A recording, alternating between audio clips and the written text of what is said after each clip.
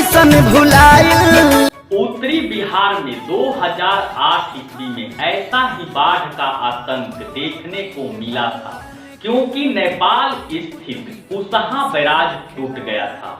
आज 16 साल बाद वैसा ही बाढ़ का आतंक देखने को मिल रहा है। आखिरकार हम लोग चांद पर पहुंचने का लक्ष्य बनाते हैं, 5 ट्रिलियन भारत की जीडीपी करने का लक्ष्य बनाते हैं, तो बिहार से बाढ़ का अस्थायी समाधान निकालने का लक्ष्य क्यों नहीं रख सकते।